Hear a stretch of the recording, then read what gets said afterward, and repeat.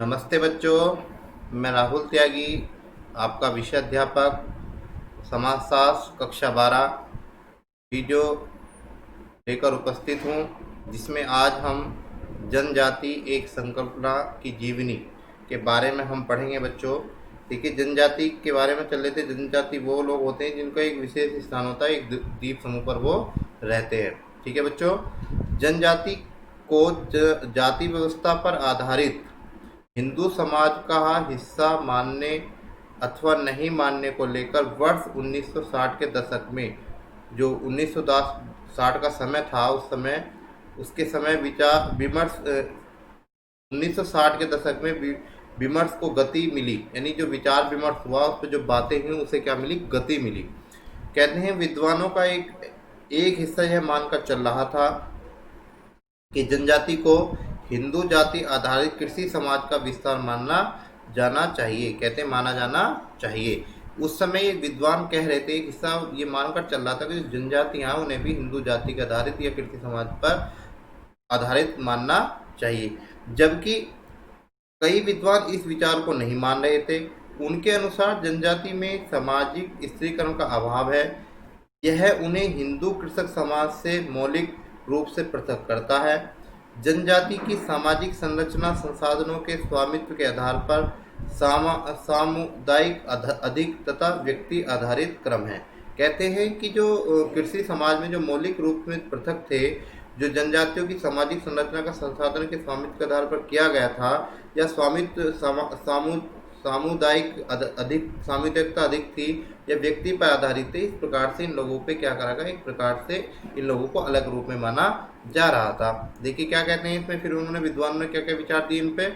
विद्वानों ने जनजाति समुदायों को हिंदू जाति से पूरी तरह भिन्न माना, क्योंकि उनमें धार्मिक या कर्मकांड दृष्टि से शुद्धता और अशुद्धता का भाव नहीं होता, जो जाति व्यवस्था की संरचना की मुख्य प्रवृत्ति है। वस्तुतः जनजाति और जाति के बीच अंतर को समझने वाले सिद्धांत यह मानता है कि जनजाति संस्कृति अधिक सामंतवादी तथा नातेदारी आधारित होती है। ये कहते हैं कि जो इनके जो सिद्धांत हैं, जनजाति और जाति के बीच के जो सिद्धांत हैं, जो समझने वाला सिद्धांत है, आपस में मिलने वाला सिद्धांत है, वो क्या कहता है कि जनजाति संस्कृति अधिक समांतवादी तथा नातेदारी पर आधारित है। यानी क्या होती है? समान भाव वाली है और रिश्तेदारी के आधार पर मानी जाती है, जो हिंदू समाज के अधिक्रम आधारित एकीकरण की प्रवृत्ति से भिन्न है। यानी एक रूप में नहीं है, उससे अलग है। 1970 के दशक में जनजाति से जुड़ी सभी संकल्पनाएं दोषपूर्ण प्रमाणित हुई। उस समय क्या, वो जितनी भी बातें हुई सब गलत मानी गई। माना गया कि जनजाति और कृषक समुदाय के बीच का अंतर जिन कसौटियों पर निर्धारित किया गया, वह उन संकल्पनाओं को प्रमाणित करने में अक्षम थे।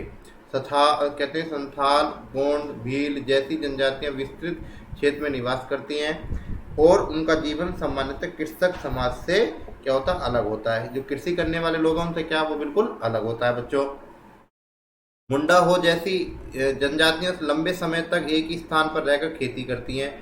कहते हैं बिरहोर आखेटक जनजाति हैं जिनमें स्थायी जीवन के साथ आजीविका के नए साधनों को अपनाया। उसने तेल निकालने तथा टोकरियों बुनने का काम आरंभ किया। किन्होंने? जो बिरखौर और आखेट, ठीक है, इन लोग जनजातियों ने क्या काम किया? तेल निकालने का काम किया और उन्होंने टोकरियां बनाने का भी काम किया। ऐसे मामले सामने आए जिससे विकल्पों के अभाव से गैर जनजाति लोगों ने जनजाति देशों में अपनाना आरंभ किया। कहते हैं बच्चों, इस प्रकार से लोगों ने अपना काम करना शुरू कर दिया। जाति और जनजाति के बीच अंतर पर चर्चा के साथ उन प्रक्रियाओं एक बृहद साहित्य तैयार किया गया। इन्हें बहुत बड़ा साहित्य तैयार किया, जिसके माध्यम से विभिन्न युगों से जनजातियों को हिंदू समाज में सम्मिलित किया गया। जिन प्रक्रियाओं पर विचार किया गया वे कौन कौन सी थी? संस्कृतिकरण, विजितों को शूद्रों की श्रेणी में रखना, पर संस्कृतिकरण इत्यादि।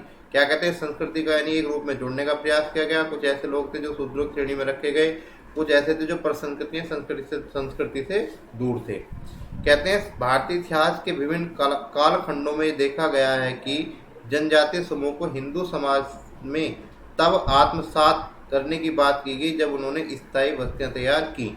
यानी जब उन लोगों को पूरी तरीके से समझाया गया जब उन्होंने रहने का स्थान बिल्कुल तरीका कर लिया, वो अपनी एक बस्ती में रहने लगे। कहते हैं जंगलों को काटकर कृषि योग्य भूमि तैयार की, उन्होंने जंगलों को काटकर भूमि तैयार कर ली अपनी खेती के लिए। इससे स्वाभाविक और शोषणात्मक प्रक्रियाओं में माना गया मानव विज्ञान की प्रारंभिक शाखा के विद्वानों ने जनजातियों के हिंदू समाज में समावेश की संस्कृति पक्षों पर अधिक बल दिया, जबकि परवर्ती शाखा के विद्वानों ने राजनीति तथा शोषण की प्रक्रिया के केंद्र में रखकर रचनाएं की। कुछ लोगों ने इसको प्रारंभ मान लिया विद्वानों, कुछ ने फिर भी नहीं माना। विद्वानों ने जनजाति को आदिम मौलिक और तो विशुद्ध समाज मानने को खारिज किया तथा इसे अमान्य विचार बताया, यानी किसी प्रकार का कोई बात नहीं मानी, यानी किसी तरीके का कोई विचार नहीं है, गलत विचार है। वह सभ्यता के ढांचे से अलग थे। सभ्यता मतलब जैसे उस समय की सभ्यता, उस समय के जो नियम कानून थे उससे बिल्कुल अलग थे। इससे मानने का कोई सुगम आधार नहीं था, कोई अच्छा तरीका नहीं था कि वे सभ्यता की चेतना में शामिल नहीं थे। फिर कहते हैं बच्चों आगे क्या कहा जा रहा है इसमें, जनजाति पहले से विद्यमान राज्यों और राज्येतर समूहों के बीच शोषणपूर्ण औपनिवेशिक संपर्क के साथ अस्तित्व में आया। इस संपर्क ने एक जनजाति विचारधारा को जन्म दिया, जिसके तहत ये विचार सामने आया कि जनजाति समूह के लोगों के संपर्क में आने के उपरांत स्वयं को पृथक दर्शाने के लिए जनजाति के रूप में परिभाषित करना आरंभ किया। कहते हैं कि जब ये पूरा विचार सामने आया तो जनजाति समूह ने नए लोगों के संपर्क में आने के उपरांत स्वयं को अलग समझने का प्रयास किया। वो अलग क्या था? रूप जनजाति का एक रूप था। कहा जाता है कि जनजाति समुदाय आखेटक तथा खाद्य संग्रह के समाज के समान है, जो आधुनिक परिवर्तन की मुख्य धारा में सम्मिलित नहीं हो सकते थे। लंबे समय इसे सच नहीं माना गया। आदिवासी समाज पर विचार करें तो वे कभी पीड़ित समूह नहीं थे, किंतु औपनिवेशिक काल में इस वर्ग के शोषण आरंभ हुआ। औपनिवेशिक काल जब आया तो इन लोगों को क्या हुआ? पीड़ित किया गया। इससे पहले वो पीड़ित नहीं थे। मध्य भारत की जनजाति गोंड कई रियासतें मौजूद थे, जिसमें गंडामाला और चांदा प्रमुख थे। पश्चिमी भारत के कई रजवाड़े वस्तुतः आदिवासी के समुदाय के उच्च स्त्रीकरण की प्रक्रिया में उत्पन्न हुए हैं। आदिवासी समूह अपनी आक्रामकता तथा सैन्य क्षमता के कारण मैदानी भागों से भी प्रभुत्व स्थापित करने में सक्षम रहे। कहते हैं ये लोग ऐसे थे जो लड़ाई झगड़ों वाले थे, उनके अंदर एक क्षमता थी, सैन्य क्षमता थी, इस कारण उन्होंने अपना प्रभुत्व स्थापित कर लिया मैदानी भागों में भी। वे कई वस्तुओं के व्यापार पर निर्भर थे, जिससे वो वन्य उत्पादन, हाथी तथा नमक प्रमुख था। पूंजीवादी अर्थव्यवस्था के विकास के साथ साथ उद्योग एवं खनिज उत्पादन के लिए भी आदिवासियों का उपयोग सस्ते श्रमिक के रूप में हुआ। आप सभी जानते हैं लोगों का बहुत ही सस्ते रूप में प्रयोग किया गया। इस प्रकार में जनजाति समाज को मुख्य धारा के संपर्क में ला दिया गया। कहते हैं फिर इन्हें सारे लोगों को, जो जनजाति वाले लोग थे, जो एक विशेष समूह के लोग थे, जो एक द्वीप पर रहते थे, उन लोगों को क्या हुआ? एक मुख्य धारा में जोड़ दिया गया। इस प्रकार से जनजाति भी मुख्य धारा में जुड़ गई। देखिए बच्चों आगे क्या पढ़ते हैं, मुख्य धारा में समुदायों का जनजातियों के प्रति रवैया। किस तरीके से जब मुख्य धारा में जुड़ गए, सब लोगों के साथ जुड़ गए, तो इनके साथ किस तरीके का रवैया करा गया, इनके साथ किस तरीके का व्यवहार किया गया। अगर मैं बात करता हूँ व्यवहार क्या होगा, देखिए आगे क्या बात करते हैं इसमें।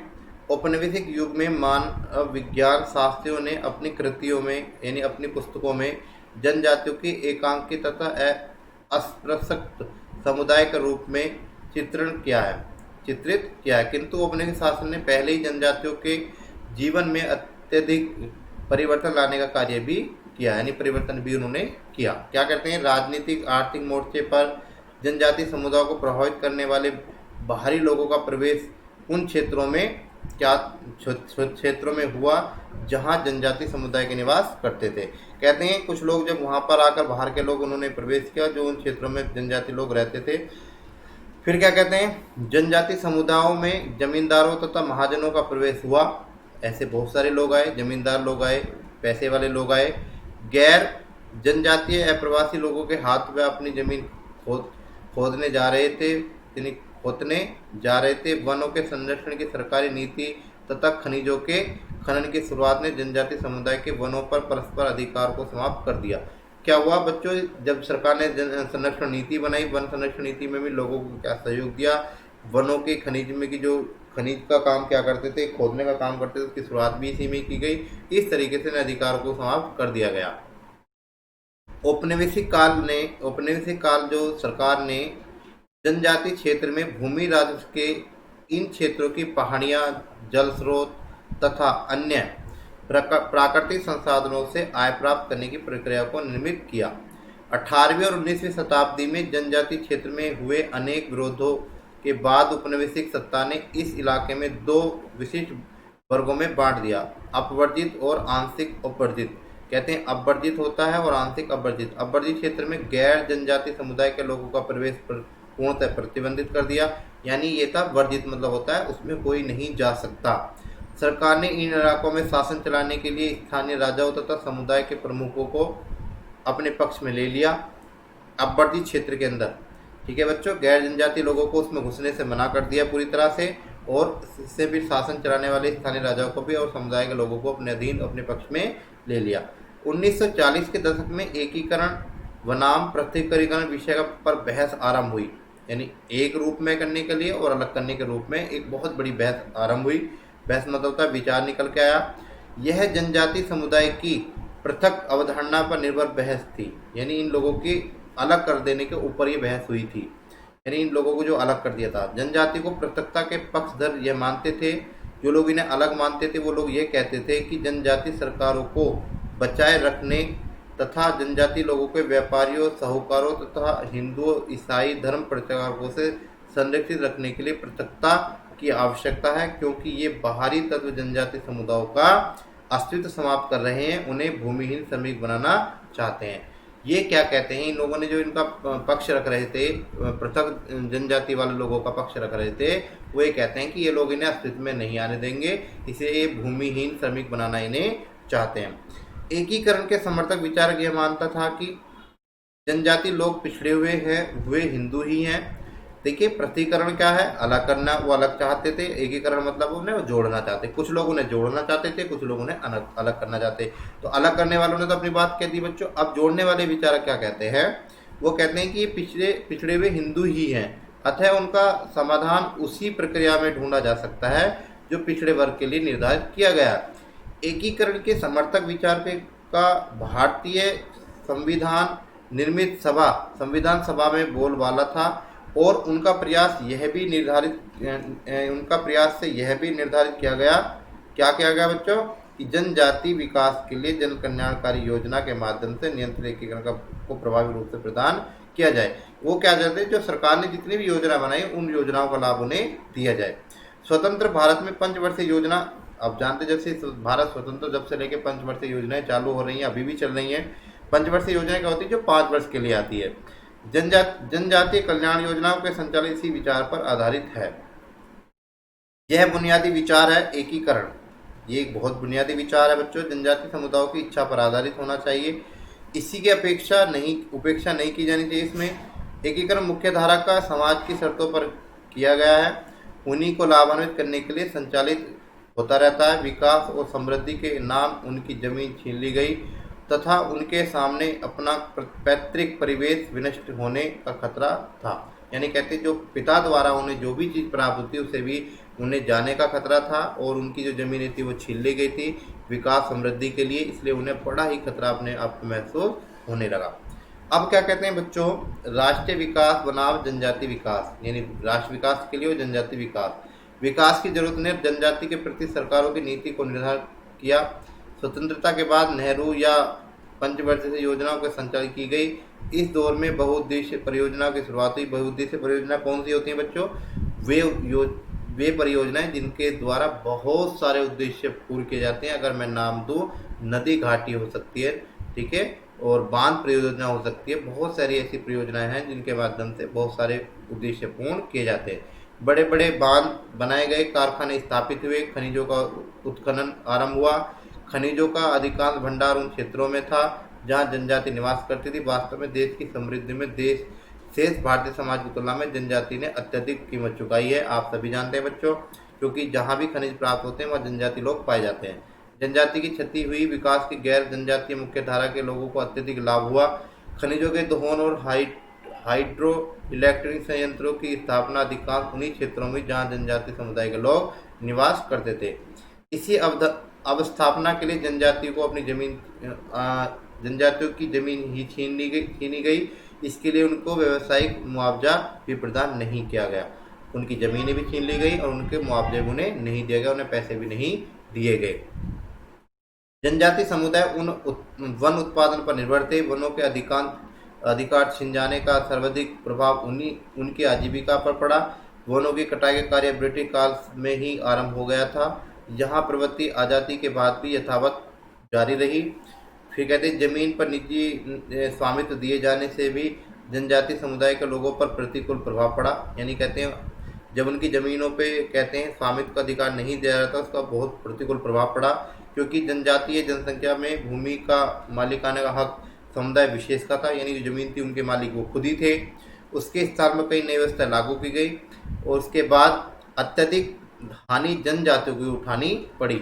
जब भारत के अंदर विकास कार्य हो रहा था, राष्ट्रीय विकास हो रहा था, उस समय जनजाति का विकास नहीं हो रहा था। कुछ का हो रहा था, कुछ का बिल्कुल नहीं हो रहा था। इस कारण में बहुत सारी हानियाँ उठानी भी पड़ी। उदाहरण के लिए हाल में नर्मदा नदी की जब निर्मित सरदार सरोवर परियोजना का बांध का श्रृंखला में विस्थापित जनजाति को मिलने वाली राशि असंगत अनुपात में विभिन्न समुदायों को प्राप्त हुई।